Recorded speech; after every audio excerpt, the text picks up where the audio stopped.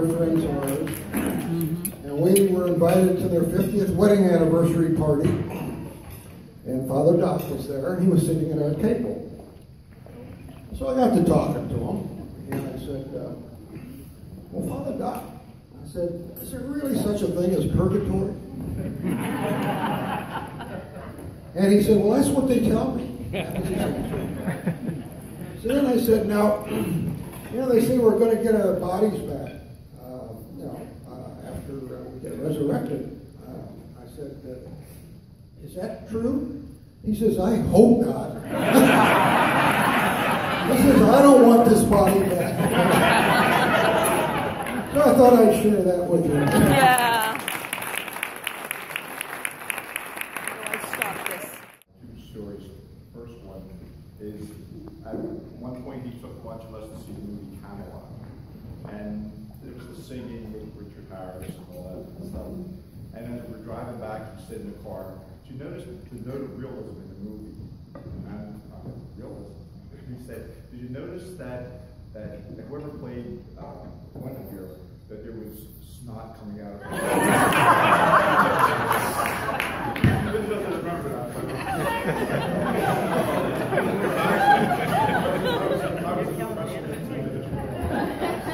But the one story I would like to share, and he probably doesn't remember this either.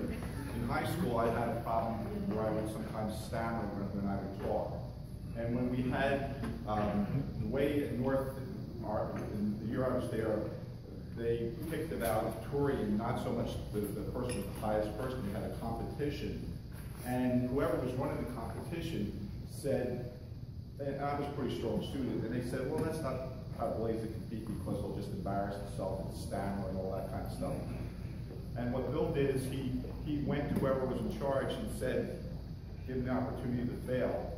And I was the last one, and maybe they, and whatever reason, I wound up winning, and it wasn't for North Carolina student of Father Dougherty. I have way too many tales to tell and too many stories to reflect on, many of which have really been positive in my life. Doc and I go way back. We were fortunate one summer, it was around the year 69, 70, summer 70, I get a call on the telephone. He said, what are you doing this weekend? And I said, nothing, I'm working now, but I'll be off for the weekend. He said, do you want to go to California? Sure. I'll pick you up tomorrow morning. And he did. I had $140 in my pocket. He had about $350. Another young guy, Tommy Omensetter, had about $125. And the three of us set off on an adventure. We crossed country and we camped from here to Northern California, traveled down the coast, and then back across the southern states, stopping all along the way. It was the most exciting, fulfilling experience of my life at that time. It's something I'll never, ever forget. And it was just an example of the kind of a guy that Doc was and the influence he was in my life. He exposed me to so many wonderful things. And congratulations. And best wishes for your future, Doc. Father Dougherty has been a part of my family's life since the middle 70s. I'm the fourth of 7 boys in my family, the Hamer family. Yeah. And my older brothers went to Bishop Ireton in the mid-70s. My oldest brother Tim, and my next oldest brother Dan, and Steph. And I remember one of the first introductions I had to Father Dougherty, and I was probably all of 11 years old, was when Father Hurley came over to play basketball with us. Yeah.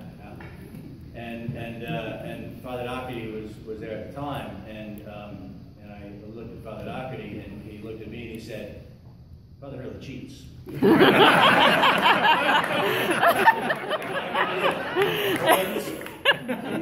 It's quite an awakening. Yeah. We ended up moving, my father's Air Force, career Air Force, and we moved from here in Alexandria to Colorado. Shortly after we moved to Colorado, they actually came out to visit. A number of the operators came out to visit, and it was wonderful to have them. And we were going down, and my older brothers, they went on a hike, I believe. They went on a hike, and they were going down. And my next older brother, the second oldest in the family, Dan, was running down, and he actually stepped on something as he was going down the mountain. As they were hiking, he was going at a good rate. And they decided to go look at it, and it was a rattlesnake. He had stepped on it and actually killed the rattlesnake. Oh. I remember that experience, and they were there at the time. I mentioned my brother Danny because, unfortunately, shortly after that time, he passed away. He died. It was a very difficult time for our family. And we were in a new place in Colorado Springs. We didn't know very many people. We had only been there, I think, for 3 or 4 months. 2 months after his 16th birthday, Dan, a former student of Father Dougherty's, died. And I remember Father Dougherty came out and spent a week with us. Came out to Colorado and spent a week with us. Aww. It was a blessing to have. And our family will always remember that. So it was very fitting that when I came back to this parish, or came to this parish, and it was because of Father Dougherty was in this parish. And I was thinking about getting married. So I had a conversation with Father Dougherty, and we had many conversations. And then my future wife, Sharon, who's there in the back, was not a member of the church at the time. She actually didn't belong to any church at the time. And after many conversations with Father Dougherty, and as part of that experience and the warmth and the understanding that you have, Father Dougherty, Sharon decided to enter into the church. And it is her, and I'll speak for her, it's her great fortune that Father Dougherty actually was the only priest that gave her all of the sacraments that she has so far enjoyed. From provisional baptism, through communion, first communion, reconciliation, there for confirmation, and officiated at our wedding here in St. John 2 years ago. So thank you for being part of our lives and our families' lives.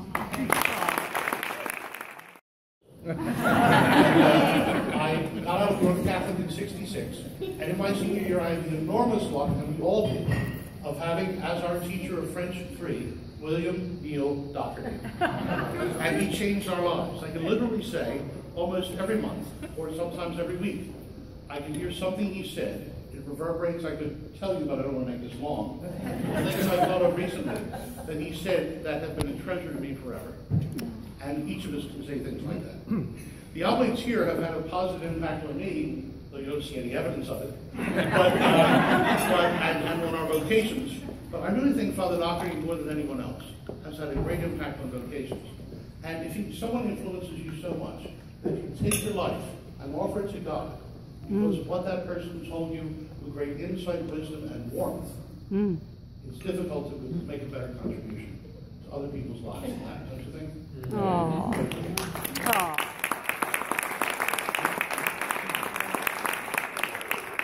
also about the guy, the famous convert, who's been John Henry Newman, Cardinal Newman. He had great impact in his time in Oxford. And Matthew Arnold said of him, it's a great line, I don't think it really applies to Bill. There were voices in the air, then that haunt my memory still. Happy he who in that susceptible season of youth hears of such voices. They are a treasure to him forever. And so we, thanks to you, God bless you. Family. So we had that good fortune and that good blessing, but coming with that, and it's wonderful that you all know my Uncle Bill so well, so you can appreciate this. When I was a teenager, taking it way back to teen years, my mother and I are best friends now. Teenage years, maybe not so much, right? Cut me a break here. I was, exploring who I was as a teen when I graduated high school, and truth be told, I was an honor student. I was a jock. I was involved in all the good things, right? So I decided, looking back now, not such a great idea. My children can plug their ears now. Maybe not such a good idea at 17 to start exploring some creativity, right? So my mom and I had this argument because, let me take you back to 1989, Sheena Easton, very cool. The hairdo was lopsided, very cool. So I had cut a lopsided hairdo. My mother was not very happy with that. So we were having an issue about, at my high school graduation, not only had I cut my hair lopsided, I decided on the side that was short to do an ear piercing at the top, right? Horrible, horrible news. So my mom and I are going back and forth. Unbeknownst to me, she had confided in Uncle Bill that, oh my God, she's going off the deep end. She's got the ear piercing. It's up in the top and her hair's lopsided. Do something.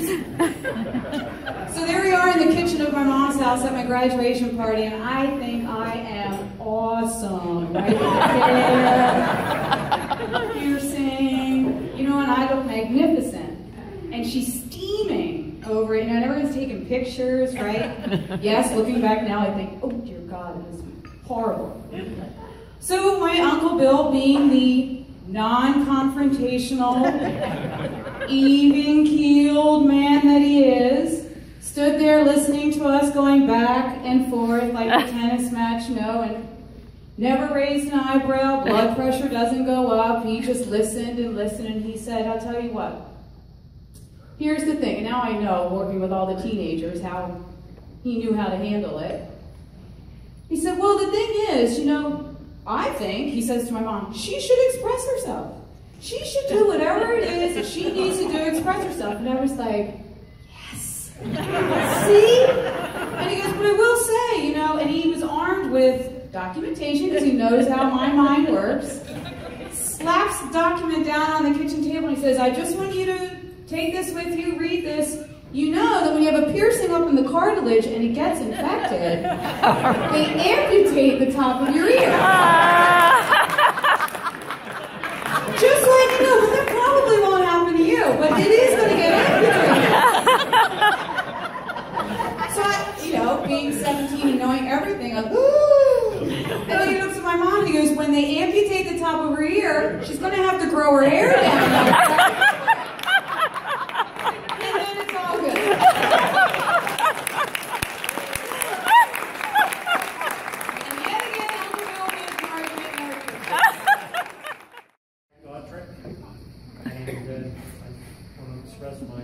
Gratitude to Bill for inviting my wife and I to attend his celebration.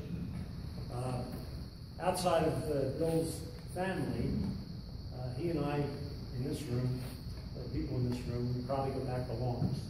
We go back to 1957. And Bill had the unmitigated pleasure of teaching me in high school. At least intentionally. And my wife at one time asked him what kind of a student I was. And Bill said, I'd rather not say.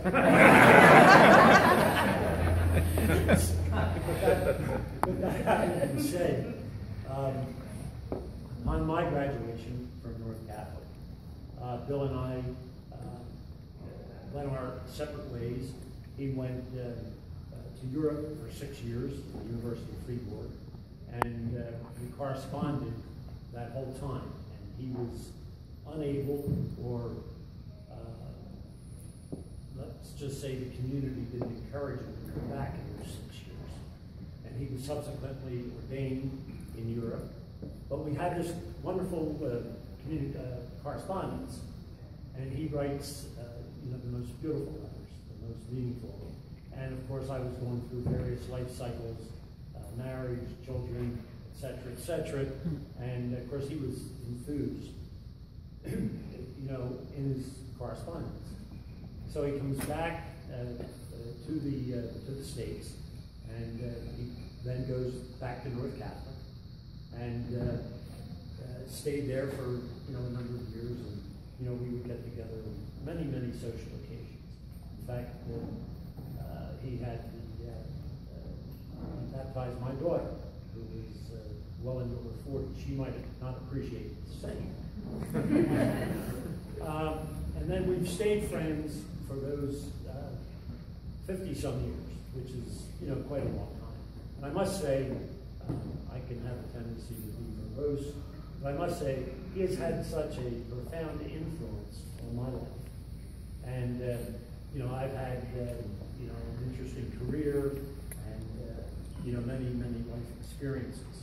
But of all the people that I've encountered, he has perhaps provided the most wisdom, understanding, and at various times when I would have a crisis, I would call him and say, well, I think you should come down and talk about this.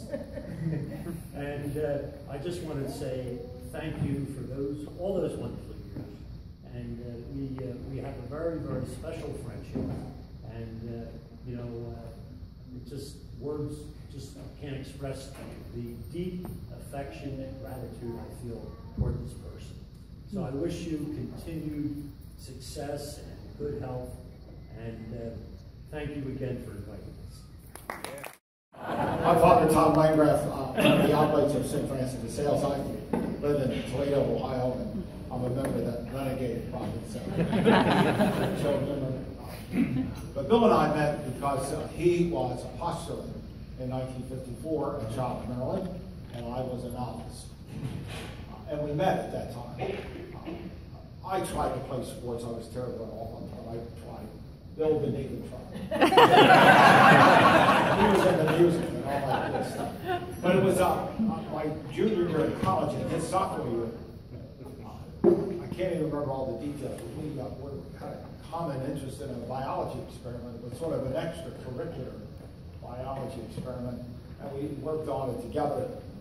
And that meant that I remember that we finished the work, and then the bus that would take us back to where we lived wasn't due for another half hour, 45 minutes, so we had plenty of opportunity to talk. And to my utter amazement, I found out that I had so much in common with this person, because I said he really had little interest in athletics, or at least I didn't think he had much interest in athletics. And I was a total dud when it came to music, etc. But we formed a friendship that's been really very important to me.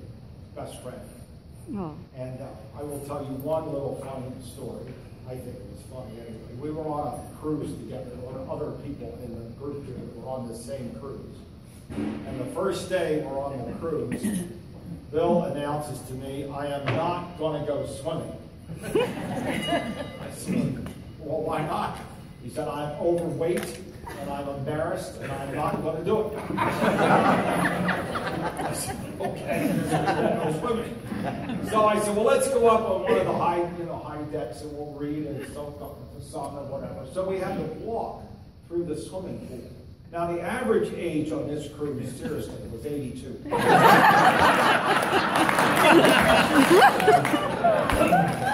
walked through this swimming pool, and I said, Bill, I have never seen so many overage, underdressed people in my life. I couldn't possibly be embarrassed. But you know what? We did not go swimming. Bill, thanks for being a great friend. My wife Patty, luckily, is out of the room because otherwise she'd pull me down and say, do not speak. We have been associated with St. John Newman for many years. We were parishioners here back when we first moved to Reston. We have since left the flock, I'm sorry to say. But Patty still works here, and many of you know her. I do not have a testimonial about Father Doc. I do have a question, though. Okay, Father Doc, I believe you are 78, is that correct? Okay. And I'm sure many other men here around the same age are probably thinking the same question. How is it, I'm 60, you're 78, and I have more gray hair than you? And you look a whole lot better than I do.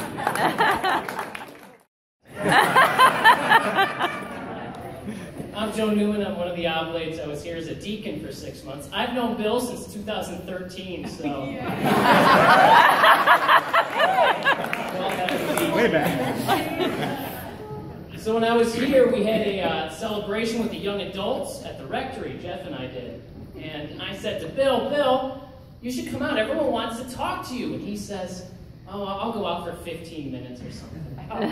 Well, about 2 hours later, he is holding court, and all the young adults are hanging on every single word that Bill is telling them.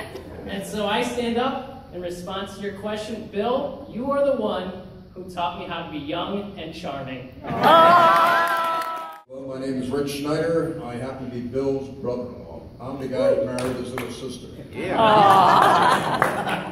It's nice to be in a room where so many people know Bill so well, and they know of him and about him and how he is.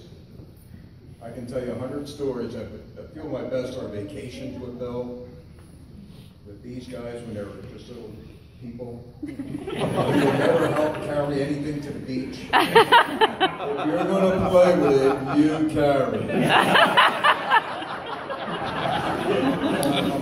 These oblates, and I have to tell you, years ago, we called priests father and brother.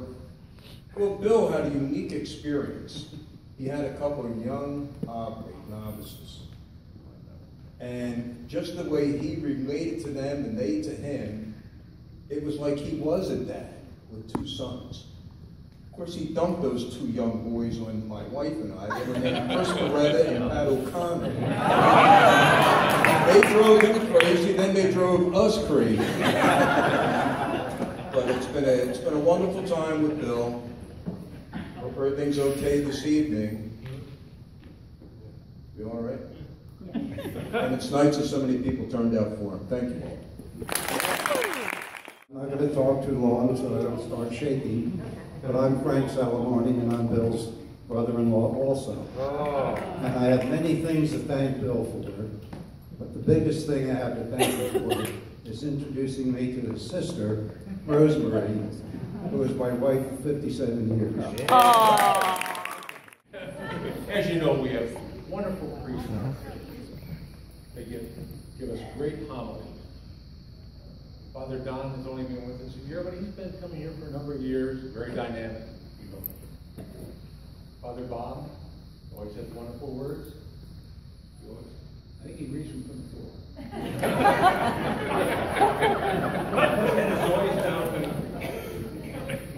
Wonderful words. Father Bob can talk for a long time, never miss a beat. But Father Doc, more than, in fact, I think 3 times I've asked him to give me a copy of his homily. I really admired what he said. As you know, he reads it. He looks down and he reads it, and he looks up and says a few words. And he told me why I won't give women names. But I had a good friend one time, about 5 years ago, and he said, you know, I went to Mass today. We were playing golf. He said, I went to Mass today, this Sunday, and he said, Father Doc was giving a homily. It was very good words, I think. But he said, he reads them.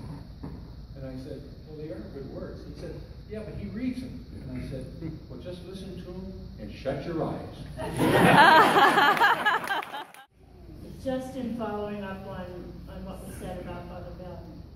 My husband, Jack Daugherty, was taught by Father Bill in high school. And when he talked about him, I didn't even believe it. I mean, I didn't even believe that he knew this guy. I always called him Bill, never called him Father, never, you know, he's just a friend.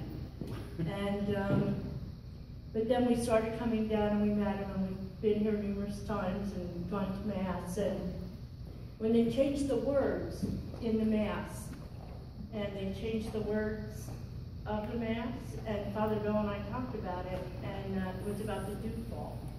And Father Bill said, well, the dew doesn't fall, it actually comes up from the ground. And I thought, you know, my experience with the church has been that when a priest is so brilliant, is so smart, that you know this guy has a mind, you know, that is so special. And when they believe in God, and they believe in the, and that is a vocation. Like, that is what has made the religion so important to me. It's the priests that are so bright and so good and so knowing, and there's nothing like that mind. And Father Bill has a mind that is so very special. And I really am grateful for your vocation and all the people that you've touched, I mean, in such a special way. Mm-hmm. And all the people you've brought back to the church, I'm sure. I mean, over the years, there's been so many. And, you know, that's what this life is about. And you did a great job. Yeah. This is kind of after the last person before. And he said something about you reading your homilies sometimes. Well, there was a time I was involved with the inquiry part of RCIA, and this younger whippersnapper came, and she had been involved with RCIA in another parish, but she came to our parish, and so she was going to let us know how to do it, I guess. At least that's what my feeling was. But anyway, so we're talking, and she said, "Oh, well, who is that priest who reads his homilies?" And I'm usually kind of a quiet person. I don't really have a lot to say. But when I heard someone say something about Father Doc, I just, wait a minute. He reads his homilies because, well, he said one time he reads his homilies because he's a teacher, and if he starts talking, he doesn't stop talking. And I'll let you know, I would defend Father Doc from any woman, so don't say that. Father Bill and I have traveled together on 3 different occasions. One of our trips was a trip on an ocean liner around the tip of South America. Well, Father Bill, you know, he was older. I was going to make sure he took care of things. And we got to the bottom of South America and we hit a hurricane. And the cruise ship was literally like this. I couldn't get out of bed. He was ramming around it. So he cared for me. So I appreciate that. And he's done that many times since my 11 years here at St. John Newman. His presence, his wisdom, his insight, and his calming effect upon me is important. So thank you, Bill. I didn't know the roast would be this easy. I could have thought a lot worse things to do to say. However, I mainly just want to say that I'm honored to have all of you here. I'm overwhelmed, actually, and I couldn't think of having better friends than all of you. Thank you so much.